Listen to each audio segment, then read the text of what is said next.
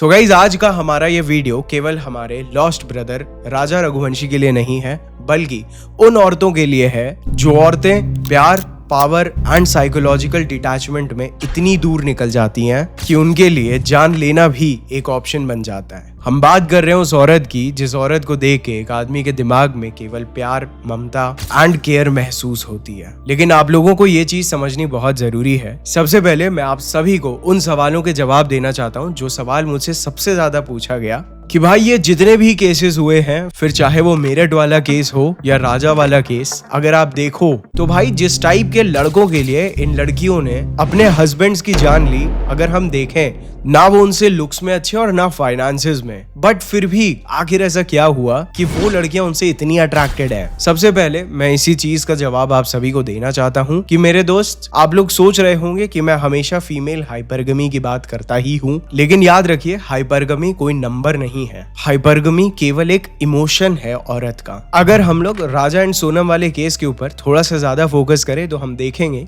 कि राजा की बॉडी भी बहुत सॉलिड है, राजा बहुत रॉयल बैकग्राउंड से भी आता है, उसके पास सब कुछ था, लुक्स, पैसा, स्टेटस। लेकिन यहाँ पे फिर भी सोनम ने राजा की जगह राज को, जो कि उसके पिताजी की कंपनी में एक एम्प्लॉय था, इसीलिए चूज किया क्योंकि हाइपरगमी का मतलब केवल ये नहीं होता कि लड़की सिर्फ हैंडसम और रिचेस्ट आदमी से प्यार करेगी। इसका मतलब होता है कि वो उसी से प्यार करेगी जो आदमी उसके इमोशंस को कंट्रोल कर पाएगा। सोनम ने राजा की जगह राज को इसीलिए नहीं चूज किया क्योंकि राज उससे बेटर था, बल्कि सोनम ने राज को इसीलिए चूज किया क्योंकि राज सोनम की नजरों में इमोशनली डोमिनेंट होगा। और अब हम लोग समझते हैं कि एक औरत जो कि एक्चुअल में सबके हिसाब से सॉफ्ट केयर एंड फेमिनिन होनी चाहिए, ऑल ऑफ अ सडन एक कोल्ड ब्लडेड मर्डरर कैसे बन सकती है। जो वर्ड मैं यहाँ पे बोल रहा हूँ उसे हम बीप करेंगे ताकि ये वीडियो ज्यादा से ज्यादा लोगों के पास पहुंचे, अदरवाइज ये वीडियो रेस्ट्रिक्ट हो सकता है। आपको ये चीज समझ आ जानी चाहिए कि बहुत सारी औरतें ऐसी होती हैं जिनके लिए दुनिया केवल उनकी नीड्स के आसपास घूमती है। इसे साइकोलॉजी में कहा जाता है सॉलिप्सिस्टिक रीजनिंग, जहां उन्हें लगता है कि उनके इमोशंस और उनका एक्सपीरियंस ही सब कुछ है और उनके आसपास के लोग और आसपास की दुनिया केवल सपोर्टिंग कैरेक्टर्स एंड टूल्स हैं। एंड सोनम और मुस्कान, इन्होंने भी कुछ यही किया। उन्होंने सिर्फ अपने इमोशंस और डिजायर्स के बेसिस पे रियलिटी को ट्विस्ट किया। इनके लिए इनके हस्बैंड्स एक ऑब्स्टिकल बन गए थे। एंड याद रखिए, जब किसी औरत के अंदर सिंपैथी चली जाती है तो वो अपने बेनिफिट के लिए किसी को भी हार्म करने के लिए रेडी होती है और इनके अंदर से एम्पैथी धीरे धीरे खत्म होने लगती है। अब समझते हैं कि एक्चुअल में इनके माइंड में और इनके एक्शंस में ऐसे कौन से साइंस और ऐसे कौन से बिहेवियर्स हैं जो साइकोलॉजिकली बहुत ज्यादा ऑब्वियस होते हैं। इसमें आ जाता है सबसे पहले इमोशनल कंपार्टमेंटलाइजेशन, जहां वो लड़की ऐसा दिखाएगी वो तुमसे प्यार भी करती है और तुम्हारे साथ हंस भी सकती है एंड साथ ही साथ तुम्हारा अंत भी तय कर सकती है, क्योंकि उनके अंदर एबिलिटी होती है कि वो अपने इमोशंस को अलग अलग कंपार्टमेंट में रख सकती है। उसके बाद आ जाता है नार्सिसिस्टिक डिटैचमेंट, जहां पे धीरे धीरे उनका बिलीव बन जाता है कि वो आप उन्हें जितना दे रहे हैं उससे ज्यादा डिजर्व करती हैं एंड आप उनके सपनों के बीच आ रहे हैं, जिस वजह से उनके दिमाग में आपकी वैल्यू धीरे धीरे कम होती चली जाती है एंड एक टाइम पे खत्म। एंड उसके बाद आ जाता है जस्टिफिकेशन लूप, जहां पे वो औरत अपने माइंड में हर एक नेगेटिव एक्शन को धीरे धीरे जस्टिफाई करने लगती है, अपने आप को ऐसी चीजें बोल के कि ये मुझे नहीं समझता, मैं इसके साथ रिलेशनशिप, दोस्ती या शादी में जबरदस्ती फंसी हूँ, या बेसिकली वो मेरी फ्रीडम छीन रहा है। एंड कुछ इस तरह से एक केयरिंग, नर्चरिंग, फेमिनिन औरत she turns into a cold hearted women, जहां पे वो खुद को ही मैनिपुलेट करना शुरू कर देती हैं ताकि उन्हें गिल्ट फील ना हो। एंड औरतें जैसे सोनम एंड मुस्कान, जिस टाइप का बिहेवियर इन औरतों को होता है, इस टाइप के बिहेवियर को हम लोग बोलते हैं कोवर्टेड फीमेल एग्रेशन, जहां पे गुस्सा और लड़ाई नहीं बल्कि मैनिपुलेशन, पैसिविटी और सिडक्शन की मदद से डेडली आउटकम्स अचीव किए जाते हैं। जैसे इन दोनों ही केसेस में एक फूल प्रूफ प्लानिंग नजर आती है। इन दोनों औरतों का इन दोनों के परिवारों से इन दोनों इंसिडेंट्स को प्रॉपरली छुपाना, पूरे प्लान को बहुत ध्यान से कोऑर्डिनेट करना, उन आदमियों के साथ ऐसे बिहेव करना जैसे कुछ प्लानिंग में हो ही ना, जैसे सौरभ राजपूत के साथ एक रात पहले डांस करना या राजा रघुवंशी के साथ मंदिरों में जाके वो सारे रिचुअल्स करना ताकि किसी को कोई भी शक ना हो। एंड अगर आप ध्यान से देखें तो ये दोनों औरतें जब अरेस्ट हुई तो इनका बिहेवियर कितना काम था, ना कोई गिल्ट, ना कोई रिग्रेट, केवल सिलेक्टिव साइलेंस के जरिए एक्चुअल सीक्रेट्स को छुपाना, जो दिखाता है कि इनका पकड़ा जाना भी शायद इनकी प्लानिंग का एक हिस्सा था। लेकिन आप लोगों को फिक्र करने की कोई भी जरूरत नहीं है। इस वीडियो को मैं बिना आपके मन में डर भगाए खत्म नहीं करूंगा और ना ही मैं आपको बोलूंगा लड़कियों से बचो और शादी बंद करो। लेकिन उससे पहले मैं आप सभी को एक ऐसे सवाल का जवाब देना चाहता हूँ जो हर फेमिनिस्ट ने हर आदमी को पूछा कि भाई चलो समझ लेते हैं मास्टरमाइंड तो औरत थी, लेकिन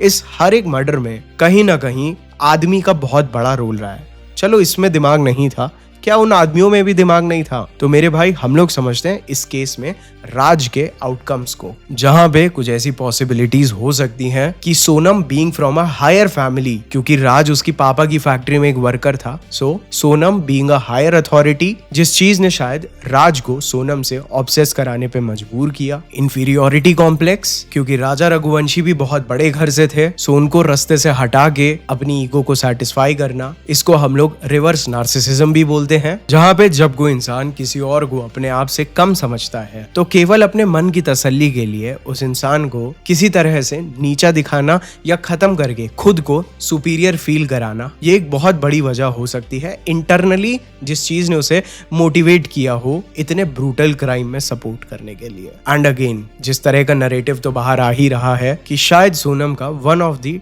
डिजायर्ड आउटकम वाज कि एक बार वो विडो होती है तो उसे जब शायद कोई लड़का मिलने में मुश्किल हो तो उसके पिताजी आखिरकार राज से करा दें। एंड शायद इसी फॉल्स बिलीफ ने राज को मोटिवेट किया कि भाई अगर मैं राजा को रास्ते से हटाता हूं तो पावर, बिजनेस एंड एवरीथिंग सब कुछ मेरे हाथ में। और भाइयों मुझे पता है कि ये केवल 2 केसेस थे जिन्होंने एक्चुअल में पूरे देश को हिला दिया, लेकिन आज की डेट में हर दिन एक ऐसा नया केस आ रहा है। और इसीलिए मैं अब हर आदमी से ये कहना चाहता हूँ कि किसी औरत के रेड फ्लैग्स को इग्नोर करने का मतलब ये नहीं होता है कि आप इंसानियत के खिलाफ जा रहे हैं। इसीलिए आपको अटैचमेंट मैनिपुलेशन का शिकार बिल्कुल भी नहीं होना है, जहां पे कुछ लड़कियां आपको सडनली बहुत ज्यादा आइडियलाइज करेंगी एंड उसके बाद अचानक से कोल्ड हो जाएंगी। पहले तुम्हें हीरो बनाएंगी और फिर तुम्हें ऐसे इग्नोर करेंगी जैसे तुम कुछ ना हो, जो चीजें कंफ्यूजन क्रिएट करती हैं एंड तुम्हें उस लड़की के अंदर और ज्यादा इन्वेस्टेड बनाती हैं। दूसरा एक बहुत इंपॉर्टेंट साइन जो बहुत बारीकी से लेकिन अगर नोटिस हो जाए तो बहुत इंपॉर्टेंट है,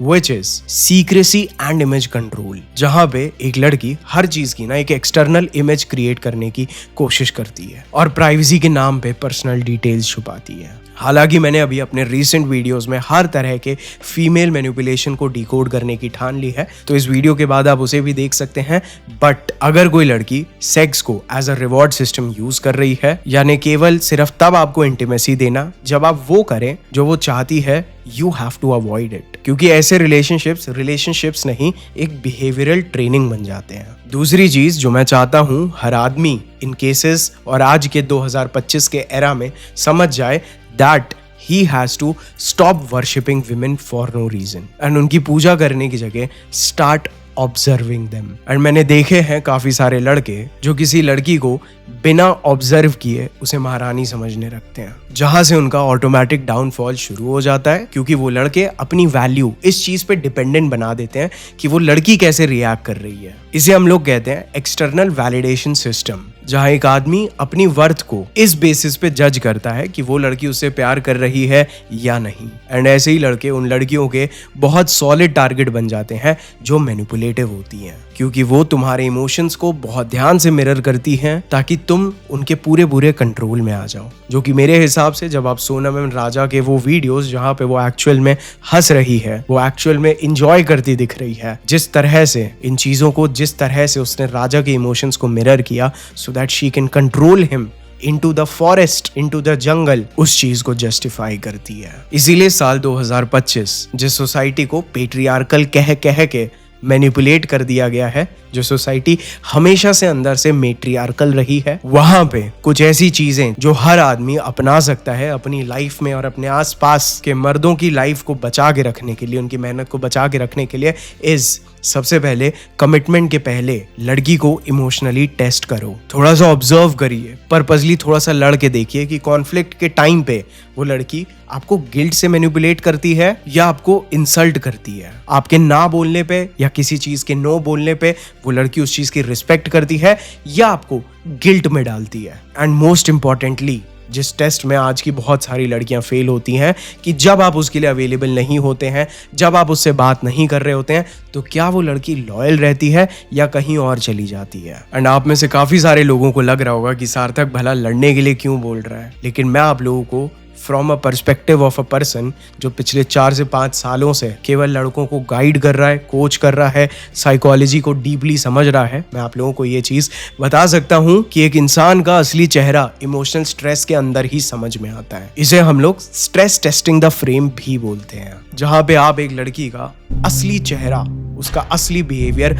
एक स्ट्रेस भरी सिचुएशन के अंदर एक्चुअल में देखते हो। उसके बाद आप लोग ऐसी चीज़ों पे थोड़ा सा गौर करिए जो उस लड़की के इमोरलिटी की गवाही दे या इमोरलिटी के साइंस हो। इसका सबसे बड़ा साइन होता है झूठ बोलना। क्या वो छोटी छोटी बातों में झूठ बोलती है? क्या वो अपने पास्ट के रिलेशनशिप्स के लोगों को बदनाम करती है? या क्या वो लड़की चीटिंग को जस्टिफाई करती है? क्योंकि मेरे दोस्त ये साइंस अगेन कोवर्ट नार्सिसिज्म के होते हैं, और जिन लड़कियों में ये साइंस होते हैं वो लड़कियां किसी भी इंसान को बिना गिल्ट के यूज करके छोड़ सकती हैं। उसके बाद आपको ध्यान रखना है कि क्या वो लड़की बात बात पे अपने आप को विक्टिम बनाती है। मेरा एक्स टॉक्सिक था, मेरे परिवार मुझे परेशान करता है, पूरी दुनिया ने मुझे परेशान करके रखा है। इन चीज़ों का मैंने अक्सर देखा है लड़कियां इस्तेमाल करती हैं आपकी एम्पैथी को एक वेपन की तरह यूज करने के लिए। एंड लास्टली एक चीज जो मैं हर लड़के को बोलूंगा कि मेरे दोस्त, आपको किसी लड़की के साथ डिस्कम्फर्ट फील हो रहा है तो उसे इग्नोर मत करिए। अगर उस लड़की के साथ टेक्स्ट करने के बाद आपको ड्रेन्ड फील होता है, उस लड़की से बात करने के बाद आपको ड्रेन्ड फील होता है, आपको उसके वर्ड्स पे डाउट होता है, या उससे बात करने के बाद आपका खुद के ऊपर से भरोसा कम हो जाता है, तो समझ जाइए it's not love, it's control. इसीलिए आप लोग शादी से मत डरिए, अनजानी लड़की से डरिए, और अगर वो अनजान है तो उसे ऑब्जर्व करिए, क्योंकि शायद आप ये चीजें नहीं करते, बट इन माय ओपिनियन बहुत सारी लड़कियां ये चीजें उनके लिए सबसे ज्यादा इंपॉर्टेंट होती हैं। They find a man easy to manipulate, ताकि वो लॉन्ग टर्म में उनके रिसोर्सेज के साथ सिक्योर रह सकें। एंड इस बिहेवियर को मैं गलत नहीं बोलूंगा, जस्ट बिकॉज कुछ लड़कियां हमारे लॉज एंड अपनी मैनिपुलेटिव टेक्निक्स का यूज कर रही हैं, दैट डजंट मीन कि हम लोग एक्चुअली अच्छी लड़कियों की भी क्रेडिबिलिटी कम कर दें जैसे इन लड़कियों ने की है। लेकिन अगर आप किसी लड़की के साथ इंटरेक्ट कर रहे हैं, शादी कर रहे हैं, रिलेशनशिप में आप उससे प्यार भी करते हैं, तो एक सवाल जो हर आदमी को अपने आप से बार बार लगातार पूछते रहना चाहिए कि कहीं आप इमोशनली नीडी तो नहीं है। क्योंकि अगर आप मैस्कुलिन क्लैरिटी से जीना नहीं सीखेंगे तब तक आपको हमेशा manipulative, gold digger and blackmailing लड़कियों का डर रहेगा। एंड जब तुम्हारे अंदर मैस्कुलिन क्लैरिटी होगी तो वो लड़की तुम्हारी जेन्युइन रिस्पेक्ट भी करेगी और अपने आप तुमसे लॉयल रहेगी। क्योंकि मैंने अपने इतने सालों के एक्सपीरियंस में केवल ये समझा है कि एक आदमी तभी बर्बाद होता है जब वो एक लड़की के इमोशनल रेड फ्लैग्स को इग्नोर करता है, जब वो अपने इनर इंस्टिंक्ट्स और इनर वॉइस से ज्यादा उस लड़की के शब्दों और फेक प्रॉमिसेस पे भरोसा करने लगता है और केवल प्यार करता है, ऑब्जर्व नहीं। एंड इस चीज को खुद भी समझिए और अपने आसपास के भाइयों को समझाइए कि शादी एक बंधन है, एंड एक बंधन तभी स्ट्रांग होता है जब एक आदमी स्ट्रांग होता है। एंड स्ट्रांग होने का मतलब ये है कि आपने पहले उस लड़की को ऑब्जर्व किया है एंड फिर उससे प्यार। And may all the souls rest in piece.